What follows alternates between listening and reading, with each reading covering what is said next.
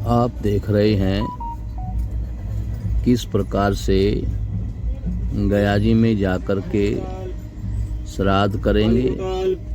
गया जी जाने का ये रूट है। हम बैठे हुए हैं गरीब रथ में, जो जम्बू तवी से चलकर धनबाद तक ये ट्रेन जाती है और हमें गया जी उतरना है। गया जी में जाकर के पिंडदान होता है। हम दिल्ली से बैठे हैं, से हमारी यात्रा चल रही है। पिंडदान करने का विधान है, सबसे पहले हमें गया जी में जाकर के पिंडदान करना है। वहाँ पर कम से कम 3 दिन का समय अवश्य देना चाहिए। 2 दिन गया जी में पिंडदान होता है, विष्णुपद मंदिर में पिंडदान होता है और एक पिंडदान गया जी में गांव में अंदर जाकर होता है। अगले दिन बोध गया में जाकर वहाँ भी एक पिंडदान किया जाता है। पिंडदान की प्रक्रिया हमें अपने जीवन में पूरी करनी चाहिए। सबसे पहले पिंडदान करने के लिए हमें संकल्प करना है, क्योंकि पिंडदान से पितरों में बल बढ़ता है। हमारे पितृ मतलब सभी पितृ आशा करते हैं कि हमारे परिवार में कोई ऐसा व्यक्ति होगा जो गया में जा कर के हमारा श्राद्ध करेगा, पिंडदान हमारे लिए करेगा। उनकी बड़ी इच्छा रहती है। इसलिए हमें दिल्ली से बहुत ट्रेन जाती हैं। हम गरीब रथ में जा रहे हैं जो जम्मू तवी से चलता है। पिंडदान का नियम इस प्रकार से है कि सबसे पहले हमें गया जी में विष्णु पद, यहाँ भगवान के चरण हैं, वहाँ पर जाकर पिंडदान करना चाहिए। उसके बाद हमें नैमिषारण्य में जाकर के पिंडदान करना चाहिए, क्योंकि वहाँ पर भगवान का उदर है। उसके बाद में हमें बद्रीनाथ में जाकर के ब्रह्म कपाल पर पिंडदान करना चाहिए, क्योंकि वहाँ पर भगवान का मुख है। इस प्रकार से तीनों जगह पिंडदान करने से पिंडदान की प्रक्रिया पूरी होती है। अधिक पिंडदान नहीं करना चाहिए। अधिक पिंडदान यानी हर जगह जहाँ जाएं वहीं पर पिंडदान करें, उससे हानि होती है।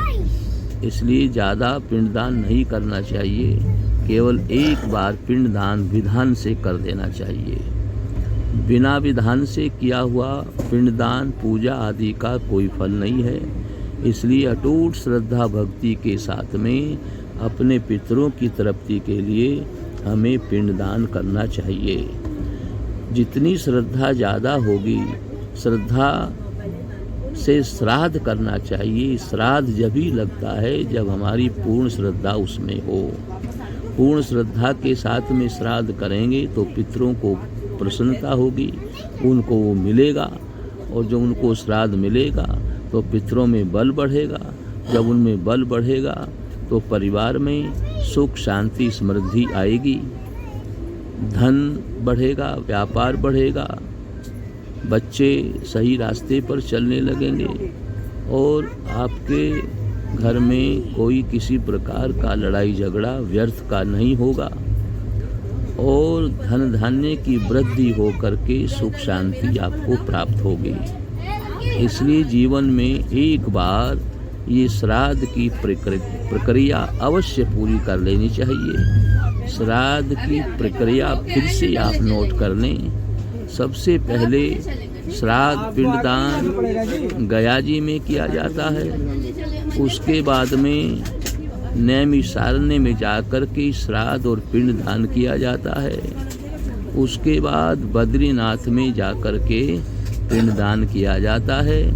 बद्रीनाथ में पिंडदान करने के बाद फिर कहीं पर पिंडदान नहीं करना चाहिए, और जब तक बाकी पिंडदान न हो तब तक बद्रीनाथ में पिंडदान नहीं करना चाहिए।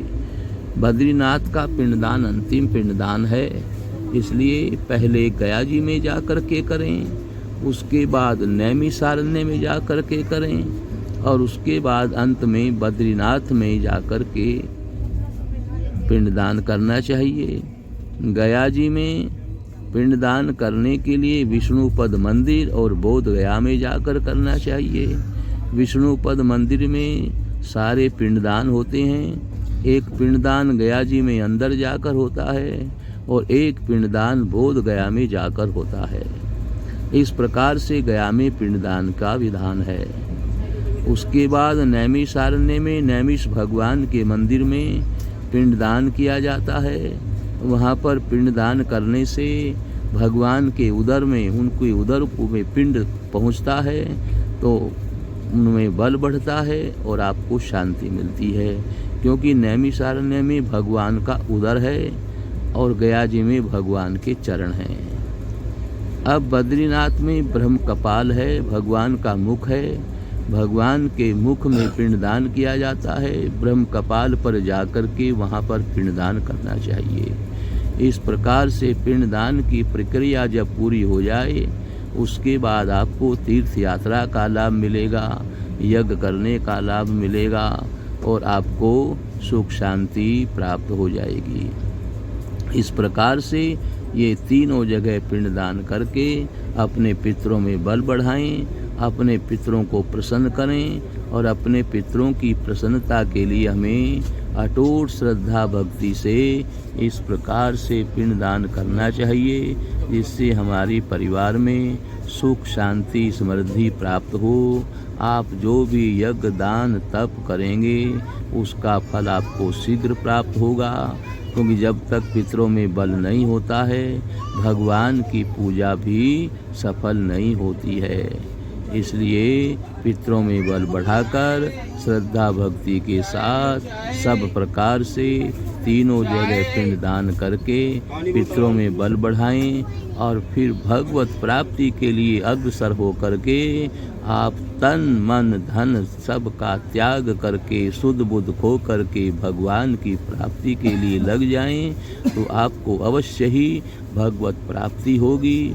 आपका मनुष्य जीवन सफल हो जाएगा, आपका कल्याण हो जाएगा और जन्म मरण से रहित होकर आपको भगवान की गोदी में जगह मिलेगी, जिससे फिर आपको वापस इस संसार में लौटकर नहीं आना पड़ेगा, वरना बार बार जन्म मरण के चक्कर में पड़े रहेंगे और मनुष्य जन्म बार बार नहीं मिलता।